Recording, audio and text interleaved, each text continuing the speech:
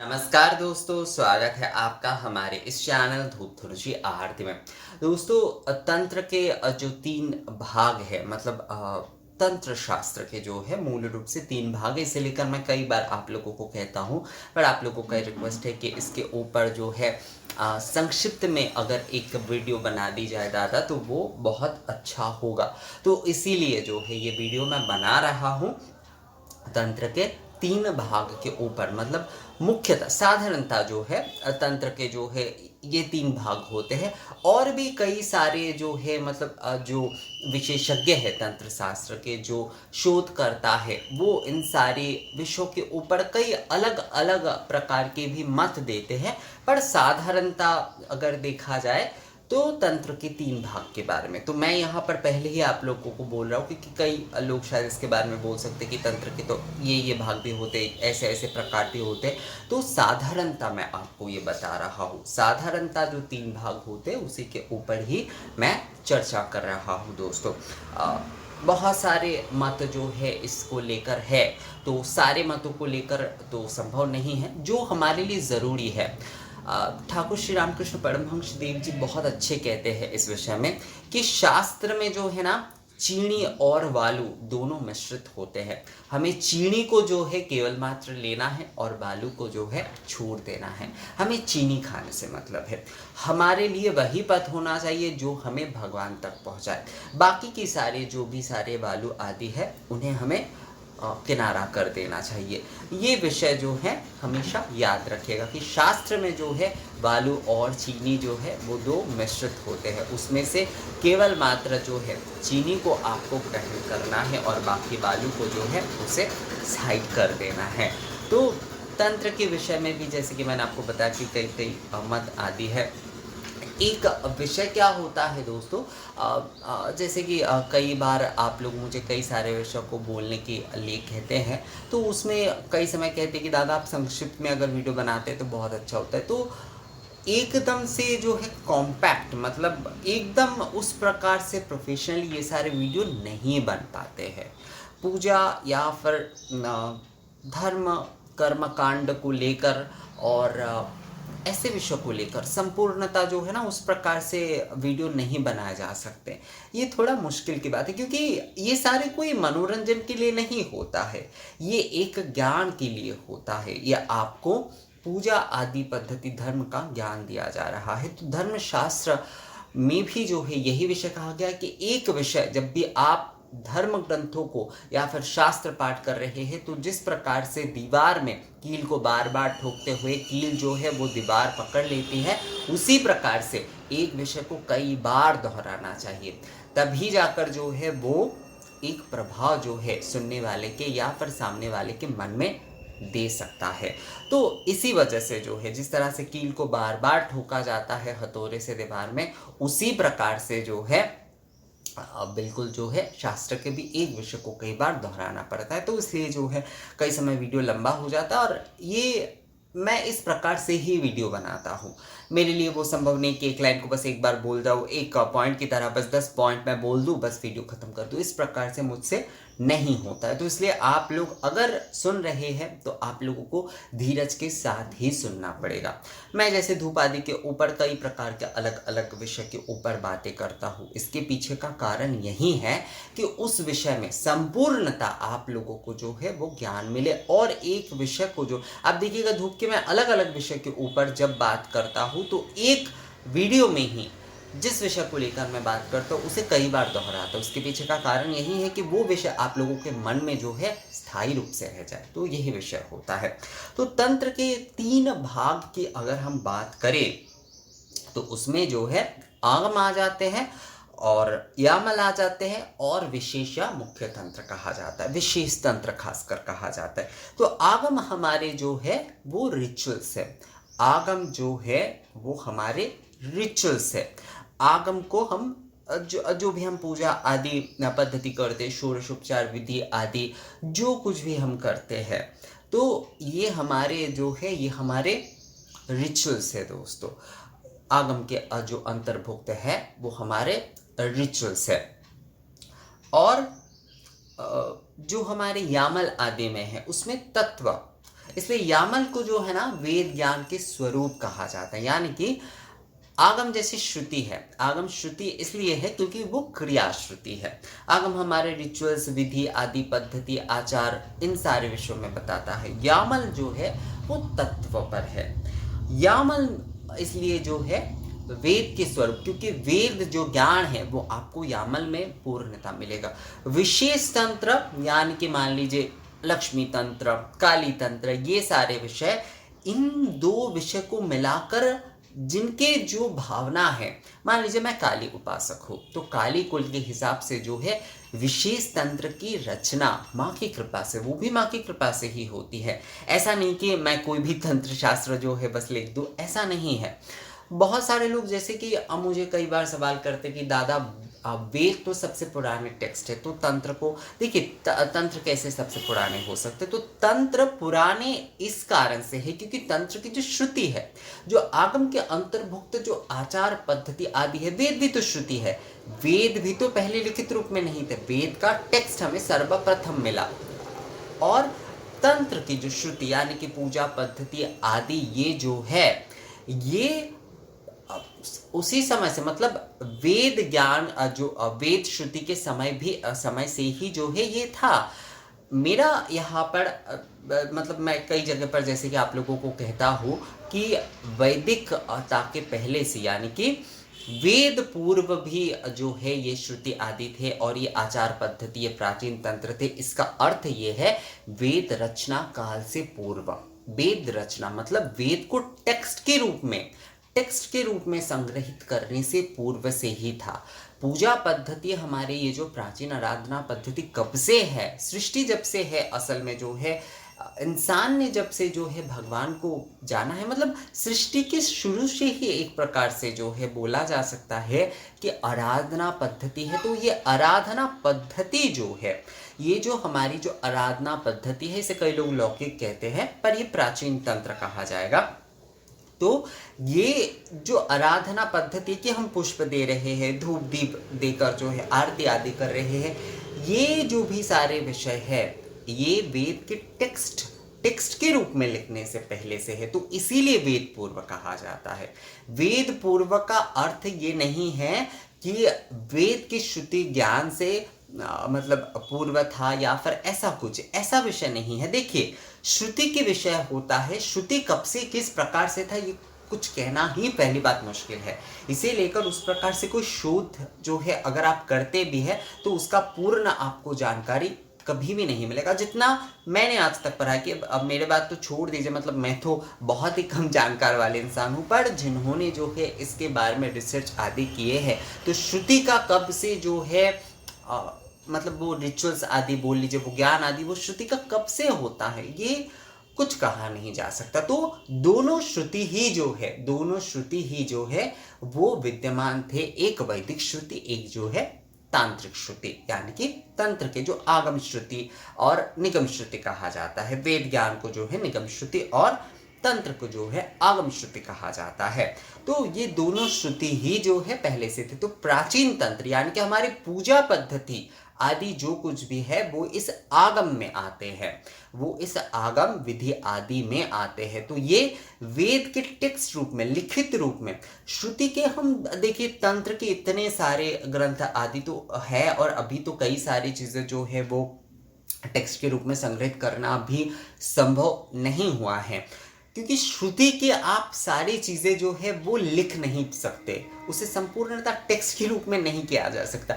जो वेद को लेकर शोध करते हैं वो भी यही कहते हैं कि वेद के ऐसे सारे कई सारे मंत्र, कई सारे विषय आदि जो है वो खो गए थे। इसी कारण से जो है मतलब वो एक परंपरा के माध्यम से, क्योंकि श्रुति के माध्यम से चल रहे हैं, तो श्रुति के माध्यम से जब चलते हैं तो क्या होता है दोस्तों कि वो कई समय जो है ना, मान लीजिए मैं अपने किसी को बता रहा हूँ, वो इस सुनकर जो है दूसरे को बता रहा है, अगर इसमें ब्रेक आ जाए तो वो ज्ञान जो है संपूर्णता मतलब लुप्त हो सकता है, क्योंकि तंत्र के भी यही विषय है, तंत्र की भी यही कारण से कई सारे विधि, कई सारे विषय आदि जो है वो लुप्त हो गए हैं, क्योंकि ये केवल मात्र श्रुति के आधार पर अगर हम रखें तो वेद को इसीलिए जो है संग्रहित करना बहुत जरूरी हो गया था। तंत्र भी जो है विशेष तंत्र के रूप में जो है इसे संग्रहित जब किया गया, मतलब आगम यामल, आगम को भी संग्रहित किया गया, यामल को भी बाद में संग्रहित किया गया, और आगम और यामल की यानी कि विधि और तत्व को लेकर जो है विशेष तंत्र हुआ, दुर्गा तंत्र हुए, काली तंत्र हुए, इस प्रकार के अलग अलग जो है तंत्र जो है उसके सृष्टि हुए या फिर रचना हुए बोल सकते। सृष्टि इसलिए क्योंकि अपने इष्ट के प्रति संपूर्णता समर्पण ना हो तो जो है ये सारे करना, मतलब ये सारे रचना करना तो संभव नहीं होता है। तो यही विषय है कि विशेष तंत्र के लिए जो है आपको विशेष विषय जो है, अर्थात आप जिनको इष्ट मान के जो है जिनके पूजन आदि करते हैं उनके प्रति संपूर्णता समर्पण रहना चाहिए, तभी जो है वो आचार और तत्व को लेकर जो है आप कोई विशेष तंत्र की रचना कर सकते हैं। ये ऋषि या पर जो है उस प्रकार की साधक ही कर सकते। ये कोई आम, मतलब हम जैसे कोई ऐसे ही मैं आप लोग को बता रहा हूँ इस प्रकार से, तो बहुत सारे लोग मुझे कहते कि दादा आप जो है इसके बारे में ये बताते हैं, वो बताते हैं, बहुत अच्छा लगता है, ये वो सही है, अच्छा लग ही सकता है, पर ये सारे काम जो है हम जैसे कभी भी नहीं कर सकते, ये कोई जो है साधक ही कर सकते। मतलब हम बता सकते हैं कुछ विषय को, पर ये सारे कभी भी जो है रचना करना कभी भी हम जैसे साधारणों के लिए संभव नहीं है। तो ये जो है ये ऋषि या साधक ही जो है वो कर सकते हैं, ये विशेष तंत्र आदि के जो विषय है। तो तंत्र की तीन मुख्य भाग में जो है जो साधारणता जो भाग है उसमें से एक आगम आ जाता है। आगम जो कि क्रिया विधि आदि जो प्राचीन तंत्र है उसके ऊपर है। उसके बाद जो है आ जाता है हमारे यामल, उसके बाद जो आ जाता है विशेष तंत्र। तो आगम विधि आदि के विषय में कहता है, यामल हमारे जो है वो तत्व के विषय में कहता है, और जो विशेष तंत्र जो है वो विशेष विद्याओं के बारे में। इसमें बहुत सारे विषय आते हैं। इसमें आपको अपने इष्ट के रूप में पूजन आदि को से लेकर जो है वशीकरण आदि, मारण उच्चाटन, ये जो भी सारे विषय है वो विशेष तंत्र में आते हैं। इसलिए दोस्तों आगम और यामल जो दो है उसे सबसे ज्यादा महत्व दिया जाता है, और उसमें भी आगम को सबसे ज्यादा, क्योंकि आगम को जो है जैसे कि वेद में जो है, वेद में अग्नि और सोम के युक्त रूप को कहा जाता है, यानी कि अग्नि ही सर्वस्व है। तंत्र श्रुति में जो है वहां पर शिव शक्ति ही सर्वस्व है। इस अग्नि और सोम के मिलित रूप जो है वो शिव शक्ति को माना गया है तंत्र में जो है। तो वैदिक श्रुति और जो तांत्रिक श्रुति में उस प्रकार से कोई अंतर ही नहीं है। अगर हम यज्ञ कार्य आदि को देखें, उसके प्रार्थना आदि को देखें, उसके पद्धति आदि को देखें, और तंत्र के हम पूजा आदि पद्धतियों को देखें, तो उसमें से जो है हमें कई प्रकार के एक जैसे विषय ही मिलेंगे, क्योंकि उसके भावना, उसकी जो भी, मतलब जो भावना का अर्थ होता है यहाँ पर उस विषय की जो अंतर्निहित जो अर्थ है वो एक ही प्रकार के है, एक जैसे है दोस्तों। तो आगम को जो है, क्योंकि श्रुति है आगम, तो आगम को इम्पोर्टेंस ज़्यादा दिया जाता है। आगम जो है वो हमेशा तंत्र में बहुत ज़्यादा इम्पोर्टेंट में आता है। उसके बाद यामल जो है, और जो विशेष रूप से तंत्र आदि के कोई आराधना करना चाहता है, कोई पूजन करना चाहता है, कोई विशेष रिचुअल्स आदि करना चाहता है, उनके लिए जो है विशेष तंत्र के अलग अलग कई प्रकार के भाग हैं। इसके बारे में जो है, मतलब विशेष तंत्र के बारे में अगर बोलने जाए तो वही जो है एक मतलब ये खत्म ही नहीं होंगे विशेष तंत्र के बारे में अगर संपूर्णता बोलने जाए तो। विशेष तंत्र के इतने सारे विषय है, और उसके साथ ना विशेष तंत्र के विषय ये है, आगम यामल इसमें आप कुछ परिवर्तन नहीं कर सकते, पर विशेष तंत्र आदि में, जैसे पुराण में मान लीजिए कई सारी चीजों को जो है उसमें बाद में जोड़ा गया है। विशेष तंत्र में भी जो है ऐसे कई सारे विषय जो है वो जोड़े गए हैं, पर आगम और यामल जो है, विशेषकर आगम में जो है इस प्रकार से किसी भी प्रकार का अलग विधि जो है आप जोड़ नहीं सकते। हाँ, उसमें से आपको मतलब आगम के अलग अलग जो है, मान लीजिए महानिर्वाण तंत्र में आपको अलग मिलेगी, जो है ज्ञानार्णव तंत्र में आपको अलग मिलेगी। इसके पीछे का कारण ये है कि मूल जो है मतलब वो पूजा पद्धति आदि ही रह रहे हैं।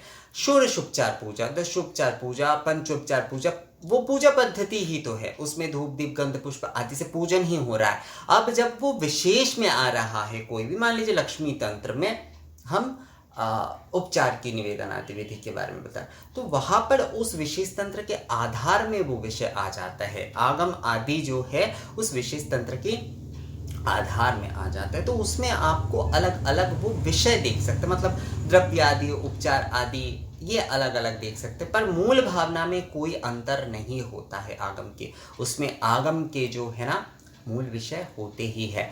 यामल की जैसे कि अलग अलग कई प्रकार के यामल होते हैं, विष्णु यामल, रुद्र यामल आदि कई प्रकार के यामल जो है वो है। और यामल के जो तत्व होते हैं वो वेद के जो आप अग्नि सूक्तम आदि इन सारे विषयों को अगर देखते तो उसके साथ आपको संपूर्णतः एक मिलेगा। वहाँ पर नामाग्नि आदि जो भी सारे विषय है वो आपको इसमें भी मिलेगा दोस्तों।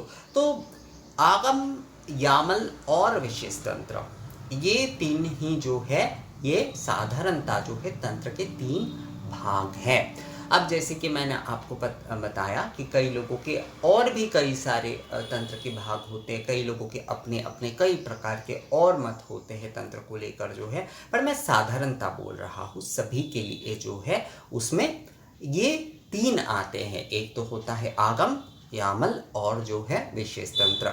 आगम जो है बहुत इंपॉर्टेंट है, यामल भी इंपॉर्टेंट है। मतलब अगर जो है तंत्र की किसी भी विषय को रिसर्च करने आदि के बारे में जाया जाए तो आगम और यामल तो चाहिए ही। आगम और यामल के बिना हो ही नहीं सकता। आगम जैसे कि श्रुति है, तो श्रुति के बिना जो है हो नहीं सकता कुछ भी जो है। तो श्रुति जो है श्रुति आधारित, हम इसलिए कहते हैं ना श्रुति प्रमाण। श्रुति प्रमाण जो है, वेद हमारे श्रुति है, तंत्र भी हमारी श्रुति है। ये दोनों श्रुति मिलकर ही जो है हमारी सनातन धर्म की गरिमा को या फिर हमारे सनातन धर्म की शाग्निकता को, क्योंकि हमारे धर्म अग्नि निर्भर है, अग्नि संस्कार आदि के साथ ही हमारे धर्म के हर नियम आदि विधि आदि होते हैं। तो ये दो श्रुति जो है हमारे धर्म को शाग्निक बनाकर रखता है दोस्तों। तो मुझे लगता है आप लोगों को समझ में आ गया है कि तंत्र की साधारणता जो तीन भाग है, आगम, यामल और विशेष तंत्र, उसमें से आगम सबसे ज़्यादा इम्पॉर्टेंट है। और मतलब तंत्र के किसी भी विषय को लेकर आप कोई भी कुछ कहे या फिर आप आगम और यामल आपको जानना ही होगा। आप चाहे विशेष तंत्र की कोई भी आपके विशेष इष्ट के रूप में आप विशेष तंत्र पढ़िए ज़रूर, पर वो जो है कई लोग जो है विशेष तंत्र को स्मृति कहते हैं, अर्थात जो है वो पुराण के समान होते हैं, पर आगम आदि हमेशा ही श्रुति होते हैं। आगम के भाग जो होते हैं वो श्रुति होती, क्योंकि वो कब से हो रहा है, किस प्रकार से हो रहा है, ये विधि आदि इसके बारे में सच में हमें कुछ पता ही नहीं है।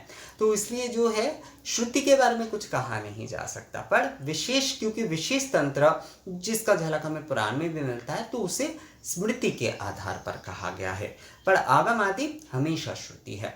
तो ये विषय आपको कैसा लगा दोस्तों, मुझे कमेंट्स करके ज़रूर बताइएगा। अगर ये विषय अच्छा लगा है तो इसे लाइक और शेयर ज़रूर कर दीजिएगा। वीडियो वैसे लंबा हो ही गया है, इन सारे विषयों पर संक्षिप्त में चर्चा नहीं की जा सकती है। तो मिलते हैं आपसे अगले वीडियो में, तब तक के लिए नमस्कार।